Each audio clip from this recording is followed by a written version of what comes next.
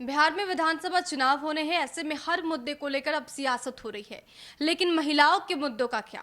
महिलाओं के मुद्दे को लेकर सरकार कितनी सजग है और क्या कुछ प्लानिंग चल रही है, इन सब पर बात करेंगे। इस वक्त हमारे साथ बीजेपी के प्रदेश मंत्री हैं, जो कि बरबीघा विधानसभा क्षेत्र से आती हैं, पूनम शर्मा जी हैं। मैम, सबसे पहले तो बहुत बहुत स्वागत है। जी नमस्कार। मैम, जिस तरह से महिलाओं के साथ अलग अलग क्षेत्रों से ऐसी खबरें आ रही है कि दुर्व्यवहार किया जा रहा है, मोतिहारी से भी अब खबर सामने आई है, इस चीज को आप कैसे देखती हैं? पहले तो मैं बताना चाहती हूँ कि महिलाओं का जब मुद्दा आता है तो एक महिला को ही सबसे पहले सोचना चाहिए कि आखिर इस तरह की घटना हो क्यों रही है। अगर इस घटना में महिला ही खुद न्याय जब तक नहीं करेगी तब तक हमारे लिए दूसरा कोई नहीं कर सकता है। और दूसरी बात, हमारी सरकार के बारे में अगर कह रहे हैं कि हम महिलाओं के लिए क्या किया जा रहा है, तो आपको मालूम कि हमारी सरकार जो अभी हमारे गठबंधन राजग की सरकार है, वो पहला बिहार राज्य बना है जहाँ पंचायत में महिलाओं को आरक्षण दिया गया है 50%। आप सोचो कि महिलाओं के लिए इतना सोचने वाले हमारे नरेंद्र मोदी सरकार, जो हमारे यशस्वी प्रधानमंत्री, जो हमेशा महिलाओं के लिए सशक्तिकरण पर ही काम किए हैं, उनकी योजनाओं से भरा पड़ा हुआ है महिलाओं के लिए। तो अभी अगर हम बात करें कि इतने सारे आरक्षण दिया जा रहा है हर जगह, महिलाओं आगे आओ, महिला सशक्त बनो, उसमें महिलाओं के साथ इस तरह का अभद्र व्यवहार अगर कहीं भी घटित हो रहा है तो बेहद निंदनीय है। हम अगर इस चीज़ के लिए कानून बनता है, अगर किसी भी चीज़ के लिए अभी बनाया गया है, महिला कानून भी हुआ है, बहुत हिंसात्मक, आप उस पर आप कोई भी नहीं कर सकते हैं, उसका कानून बना है। आप उस तरह का दहेज विरोधी बना है, और जितने भी बना है सभी महिलाओं के लिए हित में बना है। क्योंकि आए दिन कभी दहेज से प्रताड़ित होकर महिलाएं जलाई जाती है, कभी किसी चीज़ से प्रताड़ित होकर जलाई जाती है। महिला को हमेशा किसी न किसी रोल में तो हमारी सरकार ने इसे आगे किया है इस बात को।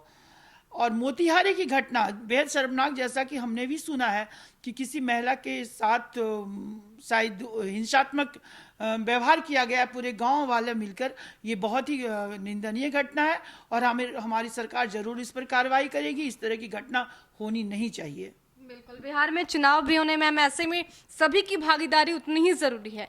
महिला पहले से कई ज्यादा सजग हो गई हैं, जागरूक हो गई हैं।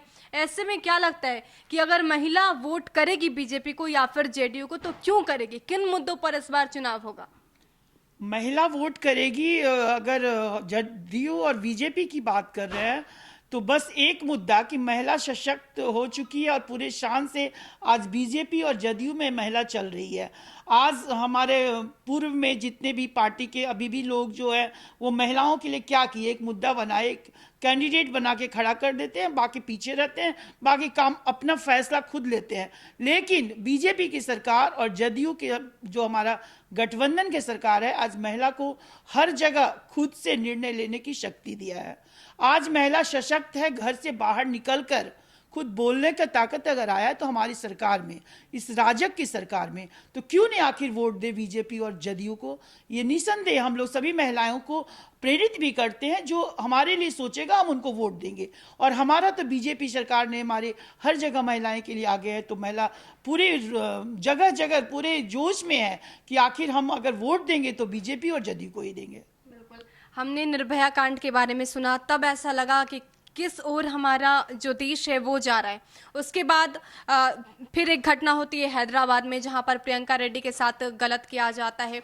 वो घटना भी सामने आई, तब लगा कि अब कुछ स्थिति कंट्रोल में है। लेकिन उसके बाद फिर से सुदीक्षा का जो है वो घटना सामने आती है। तो कहीं ना कहीं ऐसा लगता है कि हम सेफ नहीं है, महिलाएं सेफ नहीं है। सेफ्टी को लेकर क्या कुछ हो रहा है? महिलाएं सेफ नहीं है, ये बात थोड़ा सा है सोचनीय कि कहीं न कहीं ये घटना फिर रुक क्यों नहीं रहा है, इतना के बावजूद ये घटना क्यों नहीं हो रहा है। हमारा एक छोटा सा अपील हर महिलाओं के लिए भी है कि अपनी सशक्तिकरण, अपनी शक्ति को खुद जागरूक करो और खुद आगे बढ़ो। अगर तुम्हारे ऊपर कोई एक उंगली उठाए, तुम उसको 2 उंगली से उसकी आंख को छेद करो और अपने लिए पहले सोचो। सरकार तो हमारे लिए काम कर रही है, हमें भी इतना सुदृढ़ और शक्तिवान बनने की जरूरत अभी भी है, अभी भी है, इस जगह पे है। निर्भया कांड हुआ, अगर निर्भया कांड को दोषी को सजा नहीं मिलता तो आज और भी ज्यादा बढ़ता। लेकिन आप देखते होंगे कि घटना कुछ कमा है, और रहा दोषी नियत, तो दोषी नियत वाले को आप सजा तभी दे सकते हो जब महिला खुद अपने आत्मबल से आगे बढ़ेगी। मतलब सेल्फ डिफेंस की जरूरत है। yes. बिल्कुल। लेकिन इसके साथ जिस तरह से चुनाव हो रहे हैं, हर मुद्दे को लेकर सियासत भी हो रही है। बीजेपी जब 2015 के लोग विधानसभा चुनाव की बात की जाए तो जेडीयू के साथ नहीं थी। इस बार बीजेपी और जेडीयू का गठबंधन है, तो क्या लगता है कि बड़े भाई की भूमिका में कौन पार्टी होगी? ये गठबंधन बहुत बढ़िया है, सभी स्वीकार रहे हैं। और बड़े भाई और छोटे भाई की बात नहीं है, ये पूरे के पूरे एक परिवार की बात है। और हमारा परिवार बहुत सुदृढ़ है और हम लोग बहुत जोश के साथ आगे बढ़ रहे हैं। हमारा जो ये गठबंधन है ना, हम लोग कहीं किसी को इसमें कहीं संकोच नहीं है। और न बड़े भाई न छोटे भाई, सब आपस की बात है। और गठबंधन मिल के जुल के काम करने की ताकत हमारे सरकार में है और हम लोग साथ में हैं। महिलाओं को बीजेपी की तरफ से क्या विश्वास दिलाया जा सकता है कि महिलाओं के लिए आगे क्या कुछ प्लानिंग की जा सकती है? अगर इस विधानसभा चुनाव में अगर आधी आबादी, जो कि पूरी आधी है, अगर वो वोट देती है तो बीजेपी क्या कुछ आगे करेगी? बीजेपी महिलाओं के लिए अभी तक जितना कर रही है, शायद आप गिनना चाहेंगे तो शायद आपका फहरिस्त बढ़ जाएगा। क्योंकि और आगे भी महिलाओं के लिए बीजेपी हमारे केंद्र के नेतृत्व, हमारे प्रदेश के नेतृत्व शायद अपना जो भी देंगे हमारे भले के लिए ही देंगे। और हमें लगता है कि शिक्षा पर जरूर, हमारे महिलाओं के लिए स्वास्थ्य पर हमारी सरकार जरूर आगे कुछ करेगी। बिल्कुल, आप खुद एक नेत्री और वरिष्ठ नेत्री हैं। ऐसे में अगर बात की जाए चुनाव की, अगर बात की जाए राजनीति की, तो राजनीति में महिलाओं की हिस्सेदारी कितनी है और क्या अगर कम है तो होनी चाहिए?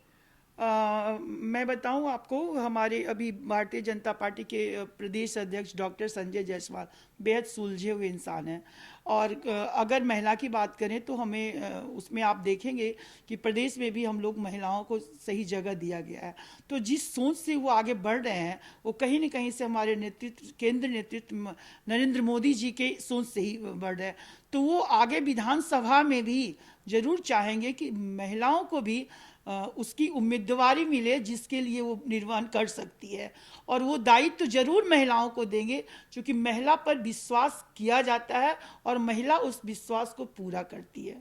बिल्कुल। तो बीजेपी को, और खासकर जिस तरह से मैम ने बताया, ऐसे में यह स्पष्ट होता नजर आ रहा है कि बीजेपी को पूरा विश्वास है कि इस बार आधी आबादी का वोट बीजेपी में जाएगा। वो इसलिए क्योंकि जिस तरह से बीजेपी की सरकार ने महिलाओं को लेकर खास प्लानिंग की है, वैसे में सीधा लाभ जो है वो महिलाओं को मिला है।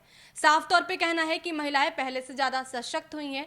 ऐसे में कहीं ना कहीं उनके मन में ये बातें चल रही हैं कि बीजेपी की सरकार सबसे बेहतर है।